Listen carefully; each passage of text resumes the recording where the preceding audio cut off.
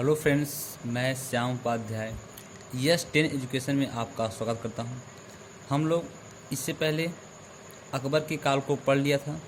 अब हम लोग जहांगीर के शासनकाल को पढ़ेंगे।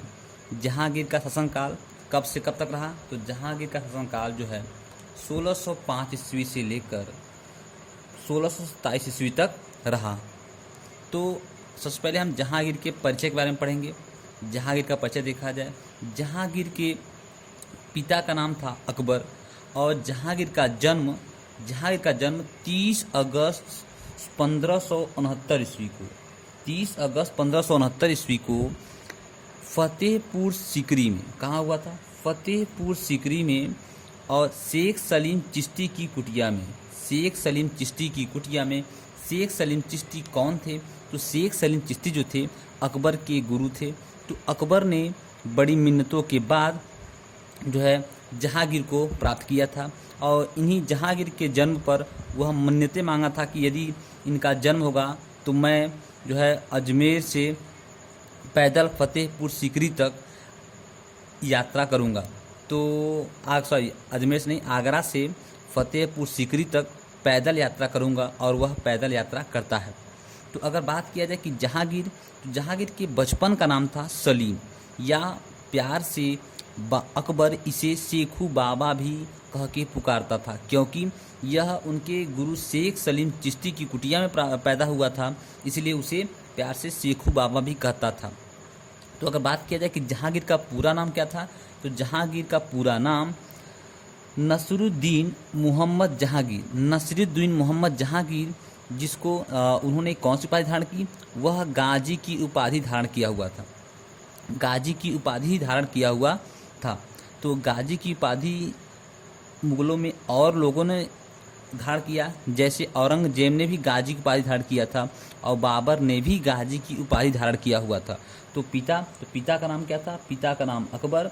और माता, अगर माता की बात किया जाए तो माता आमेर के राजा भारमल की पुत्री, जिसका नाम था मरियम उज्जमानी या जोधा या हरखा बाई। उन्हीं से जो है जहांगीर पैदा हुआ था। अगर बात किया जाए तो अर्थात कहने का मतलब यह है कि अकबर की पत्नी का नाम क्या था? जोधा या हरखा भाई या मरियम उज्जमानी। और यह कौन थी? यह आमेर के राजा भारमल की पुत्री थी। अब बात किया जाए कि जहांगीर की शिक्षा दीक्षा, तो जहांगीर की शिक्षा दीक्षा करने का काम अब्दुल रहीम खान खाना। कौन है? अब्दुल रहीम खान खाना। यह जो है अब्दुल रहीम खान खाना, यह बैरम खां का पुत्र था। आपको बताया जा चुका है पहले से ही कि बैरम खां कौन था। बैरम खां जो है अकबर का प्रिय सेनापति था, जो कि बाद में जो है यह उसको अफगानों ने इसकी हत्या कर दिया। तो बात किया जाए कि शिक्षा दीक्षा किसने किया था? अब्दुल रहीम खान खाना। यह कौन था? यह बैरम खां का पुत्र था। अकबर ने जो है बैरम खां के पुत्र अब्दुल रहीम को खाने खाना की उपाधि दिया हुआ था और इसको 9 रत्नों में भी शामिल किया हुआ था। अब बात किया जाए इसकी विवाह, इसका प्रथम विवाह किससे हुआ था? जिस वंश से इसकी माता बिलोंग करती थी उसी वंश से, जिस वंश से इसकी माता बिलोंग करती थी उसी वंश से, अर्थात आमेर के राजा भारमल के पुत्र भगवान दास थे। इस भगवान दास को एक पुत्र मान सिंह और एक पुत्री मानबाई थी। मान सिंह अभी दोस्तों मैं आपको बताऊंगा कि आगे चल बताऊंगा कि मान सिंह जो था, कि मैं आपको पहले बता चुका हूं कि मान सिंह जो है वह बहुत ही श्रेष्ठ सेनापति था अकबर का। तो मान सिंह एक सेनापति था, जबकि जो है भगवान दास की पुत्री थी मानबाई, इसको जो है प्यार से शाह बेगम की उपाधि दिया हुआ था। कौन? जहांगीर। तो जहांगीर की प्रथम पत्नी कौन थी? आमेर के राजा भारमल के पुत्र भगवान दास की पुत्री मानबाई थी। भारमल के पुत्र भगवान दास की पुत्री थी मानबाई। उन्हीं से जहांगीर का प्रथम विवाह हुआ। कब हुआ था? 1585 ईस्वी में से। और इसी मानबाई से जो पुत्र हुआ था उसका नाम था खुसरो। आपको मैं पहले ही बता चुका हूँ कि जो मान बाई थी, जहांगीर के प्रारंभिक दिनों में जहांगीर के अत्यधिक विद्रोह करने के कारण इनके स्वभाव से जो है परेशान होकर मान बाई ने आत्महत्या कर लिया था। यही आगे चल के जो है कारण बनेगा खुसरो के विद्रोह का। तो अगर बात किया जाए कि जहांगीर का दूसरा विवाह, तो जहांगीर का दूसरा विवाह उदय सिंह, जो कि मारवाड़ के राजा थे। उदय सिंह कहाँ के राजा थे? मारवाड़ के राजा उदय सिंह थे। उन्हीं के साथ हुआ था, जिसका नाम था जगत गोसाई या जोधाबाई। अगर बात किया जाए, यहाँ थी केवल जोधा और यहाँ है जोधाबाई। जोधाबाई कहिए या जगत गोसाई, आप नाम याद रखेंगे कि जगत गोसाई इनका नाम था। ये कौन थी? यह मारवाड़ के राजा उदय सिंह की पुत्री। यह इनका दूसरा विवाह हुआ था। अगर आप बात किया जाए कि इनका तीसरा विवाह जो हुआ था रुखसाना बानो से हुआ था, और उनसे जो पुत्र प्राप्त हुआ था उसका नाम था सहरयार। जबकि जो है मारवाड़ के राजा जो थे उदय सिंह की पुत्री जगत गोसाई थी, उनसे जो पुत्र प्राप्त हुआ था उसका नाम था खुर्रम, जो कि आगे चल के शाहजहां के नाम से गद्दी पे बैठेगा। किसका पुत्र था? इन्हीं जगत गोसाई का ही वो पुत्र था। अब इसके बाद उनका एक चौथा विवाह हुआ था, जिसका नाम था सलीमा बेगम नाम था, और उनसे भी एक पुत्र प्राप्त हुआ था जिसका नाम था परवेज। और बात किया जाए पांचवें, क्योंकि वह इंपॉर्टेंट नहीं था इसलिए मैं उनको नहीं लिखा हूँ, तो पांचवा उनका विवाह बात किया जाए नूरजहां। तो हम लोग थोड़ा नूरजहां के प्रभाव को भी पढ़ेंगे, क्योंकि जहांगीर के शासनकाल को अगर देखा जाए तो दो रूपों में बांट के पढ़ा जा सकता है। एक, जब वह राजा की गद्दी पे बैठता है 1605 ईस्वी में, तब से लेकर 1611 ईस्वी तक स्वतंत्र रूप से राज सिंहासन को चलाता है। लेकिन 1611 ईस्वी में जब वह नूरजहां के प्रभाव में आता है, तो नूरजहां के प्रभाव से आगे चल के शासन जो चलाता है उसको दूसरे रूप में शासन को चलाने को देखा गया है। तो अब बात किया जाए इनकी पांचवा विवाह नूरजहां से हुआ, और नूरजहां से कब हुआ? 1611 ईस्वी में। कब हुआ है? 1611 ईस्वी में। तो याद रखना है आपको कि नूरजहां का विवाह जो हुआ था वो कब हुआ था? 1611 ईस्वी में। और अगर बात किया जाए इनके परिचय की, तो थोड़ा सा इधर मिटा दिया जाए,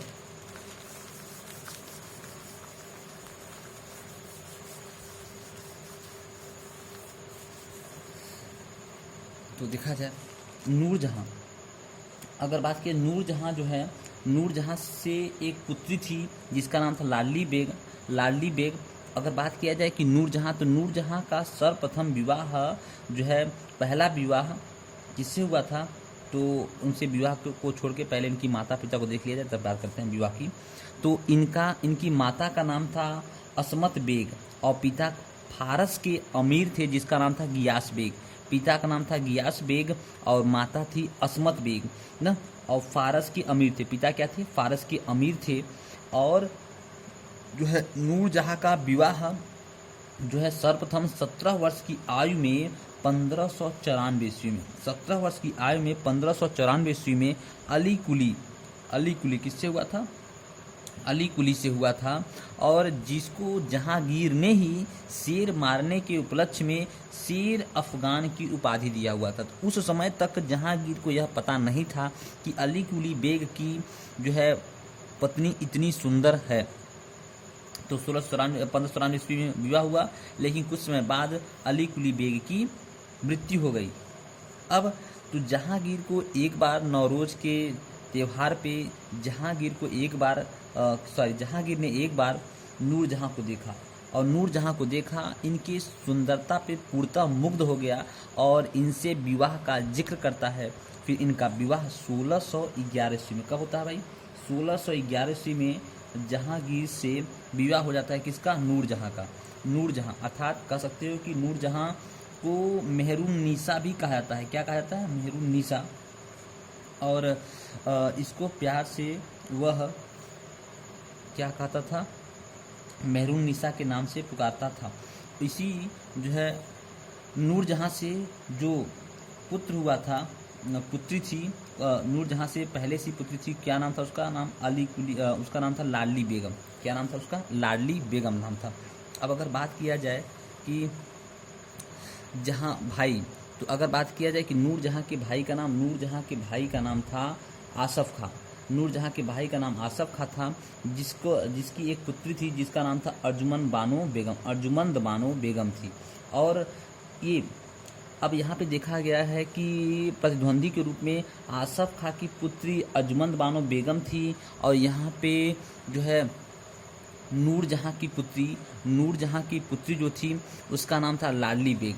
अब नूरजहां और आसफ खां दोनों के बीच एक कंपटीशन का दौर बन गया, क्योंकि नूरजहां जब जहांगीर से विवाह करती है तो नूरजहां उस समय गुट भी चला करता था, और वह नूरजहां जो गुट था उसके गुटों में कौन कौन शामिल था तो उसको भी देख लिया जाए, क्योंकि कभी कभी पूछ लिया जाता है। नूरजहां गुट में जो है एक नूरजहां स्वयं थी, और उसकी माता जो थी असमत बेग,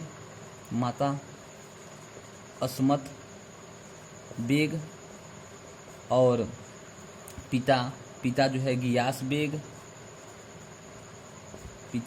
बेग, और भाई जो था जिसका नाम था आसफ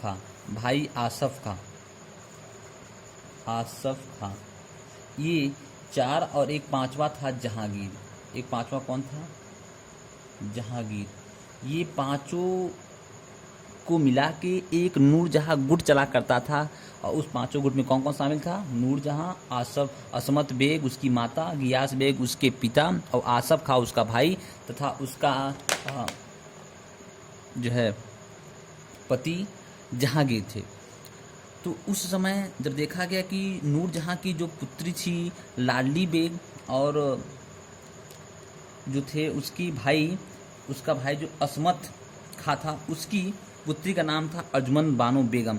तो आसफ खां चाहता था कि मेरी पुत्री से जहांगीर के पुत्र के साथ विवाह हो जाए, और नूरजहां चाहती थी कि मेरी पुत्री से जहांगीर के पुत्र का विवाह हो जाए। तो आसफ खां क्या करता है कि अपनी पुत्री अर्जुमंद बानो बेगम का विवाह उसके पुत्र खुर्रम से करवा देता है, जबकि उसके पुत्र किससे करवाता है? खुर्रम से करवा देता है। और जो उसका दूसरा पुत्र था, प्रथम पुत्र जिसको कह सकते हैं, प्रथम पुत्र जो था जिसकी माता का नाम था मानबाई जो थी, उसके पुत्र का नाम था खुसरो क्या करता है? खुसरो आगे चल के क्या करेगा? विद्रोह करेगा। तो हम लोग यहाँ तक पढ़े, तो थोड़ा सा आगे भी देखा जाए। अगर हम बात करें कि उनकी माता नूरजहां की जो माता थी वह असमत बानो बेगम, इन्होंने ही इत्र से, गुलाब के फूल से इत्र बनाने की विधि की खोज की। तो आपसे एग्जाम में पूछा था कि गुलाब से इत्र बनाने की विधि की खोज किसने की है? तो वो कौन थी? नूरजहां की माता असमत बेग। कौन थी वह? नूरजहां की माता असमत बेग ने गुलाब के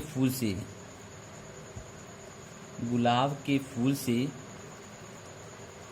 इत्र बनाने की विधि की खोज की है। और वहीं पर अगर देखा जाए कि फैशन, अलग अलग कपड़ों की फैशन की खोज करने वाली खुद नूरजहां थी। सॉरी यार, मोबाइल गिर गया था, इसको फिर सही किया गया। आगे देखा जाए, जहाँ बात किया जाए नूरजहां जो है वह फैशन की रानी कही जाती थी। उसकी माता जो है गुलाब के फूल से इत्र बनाने की विधि की खोज की। हाँ, तो बात किया जाए जब नूरजहां का विवाह जहांगीर से होता है, तो क्या करता है? जहांगीर खुश होकर नूरजहां के आसपास या सगे समित जितने भी थे उन सभी को अच्छे अच्छे पद देना नियुक्त कर देता है। तो सर्वप्रथम उनके पिता जो फारस के अमीर गियास बेग थे उनको दीवान बना दिया। दीवान, इसका मतलब आप कह सकते हो कि दीवान का मतलब ये होता है कि राजकर मंत्री किसको बना दिया था? उनके पिता को, नूरजहां के पिता को ही जहांगीर बना दिया था, और उनको एक उपाधि से नवाजा, इत्माद उद दौला की उपाधि से नवाजा। अब अगर बात किया जाए कि नूरजहां की पुत्री का नाम लाडली बेग, और वहीं पे उसके भाई आसफ खां की जो पुत्री थी अर्जुमंद बानो बेगम। अब दोनों के बीच यह कंपटीशन का दौर बन गया कि नूरजहां चाहती थी कि मेरी पुत्री का विवाह जहांगीर के पुत्र से हो, और वही आसफ खां भी चाहता था कि मेरे पुत्र का विवाह जहांगीर के पुत्र से हो। अब होता क्या है कि दोनों लोग जहांगीर के अलग अलग पुत्र से अपनी अपनी पुत्री का विवाह करवा देते हैं। तो जहां बात किया जाए कि कौन किससे विवाह करवाता है,